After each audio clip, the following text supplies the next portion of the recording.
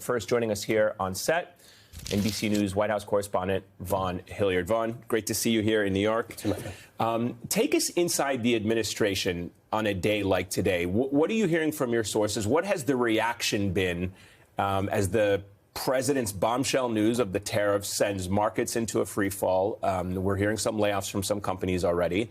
And we're seeing his administration try to spin this by saying, look, a little bit of pain, but it's going to pay off in the long run. There's an inability to explain what the ultimate end game is of this. And that is why it is so striking to see the likes of Chuck Grassley, Rand Paul, Susan Collins, even Ted Cruz suggesting that he could potentially get on board with this 60-day requirement that ultimately Congress would have to approve these tariffs. Because what you're looking at is an administration compared to the first one that has not articulated over the last 24 hours what concessions they're even looking for from these litany of countries, right? In talking, I just got off a plane from the Midwest here where I was talking with some Republican farmers, ones that voted for Trump 3 times, absolutely. But even they said that the first go-around, they were able to articulate, right? We want to renegotiate NAFTA, right? Or we're going to take it to China. We want greater market access. We want them to stop, putting money towards state Chinese subsidized companies, right?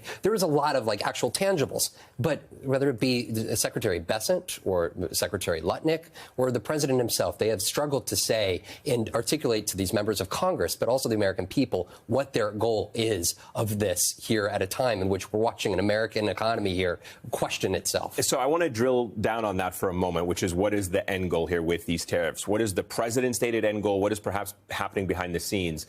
It seems to me as an outside observer, there's mixed messaging, right? On one hand, they want to negotiate with these countries. And at the same time, they're saying, hey, we don't want any of these countries to make rash decisions. We want them to be rational and not to escalate. And it's hard to watch this in real time, as we just played some of the reactions from world leaders, to say they're not going to react in the same manner that we have. So it kind of begs the question, what is the end goal for Trump with these tariffs? Is it to force these countries to negotiate?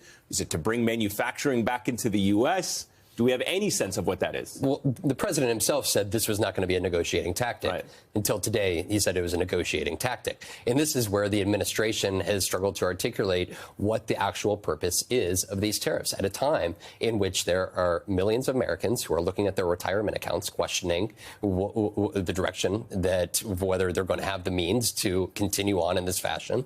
But then you also have the likes of when you're talking about, right, some of these farmers who were questioning, right, what crops that they're currently seeding here in these weeks ahead. Where are those export markets going to be? If you take corn, for instance, about 30% of corn is exported overseas, about 25% of pork. And these are folks, right, they're not just out there planting, but they're out there actually going overseas and actually making these trading partners themselves, finding those export markets. And they're questioning not just this fall, but long term. Is China going to turn to Brazil for corn instead? I think those are the questions that the administration to this day has still been unable to answer. And I think it's important to note who is actually having this conversation in the Oval Office. We cannot move away from the point that, he was preparing to make these Rose Garden remarks yesterday. It was Laura Loomer who was there inside of the Oval Office with him. And why is that important? Because she is a preeminent conspiracy theorist who has no regard for basic facts and the truth. And the fact that when we look at the history books at this moment, on April 2nd at the White House, the fact that such an announcement like that was made at the same time that Laura Loomer was in the Oval Office with him is striking. And I think it goes to the fact that there are serious questions from economists about exactly what the end game here is and how the president perceives his own economic policy and its impact on people. So you bring up a really important point as to who was with the president. We kind of know from previous years of reporting on him, he always kind of takes the impression of whoever was last in the room with him. We outlined that there are some Republicans, certainly in Congress and the Senate, who have now broken rank with him on this issue, 4, growing number perhaps. But it does make you wonder, were there any attempts, do you know of any attempts by Republicans to get to the president before this announcement about the tariffs and say, hold on, slow your roll? I know you've been talking about it, you've been promising Liberation Day, but let's just kind of game this out and play this out over the next 24 hours. Do we know whether there was any attempts to dissuade him from the train wreck that we saw play out today. No, and as opposed to the first administration, you had the likes of Dina Powell or Gary Cohn, who were there by the president's side. Right. I think that's where it's important when you're looking at somebody like Susie Wiles, the chief of staff to the president of the United States. She was heralded as a successful campaign manager. You know why she was successful? Why, Republicans loved Susie Wiles?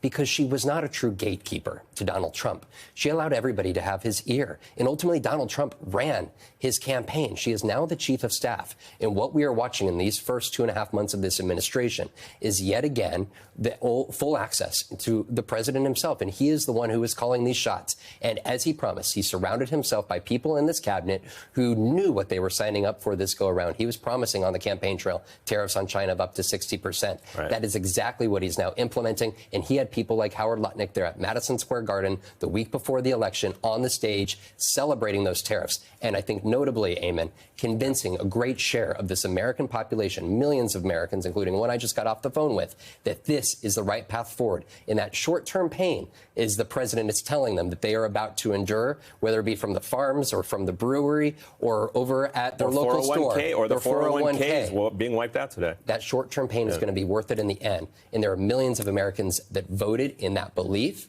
and now are expecting him to come through.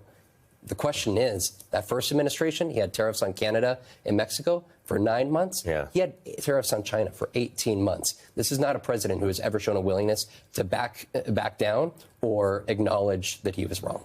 Vaughn Hilliard, it's great to see you. I am sure it is going to be a long couple of days as this continues to unfold. Really appreciate your reporting. Thanks,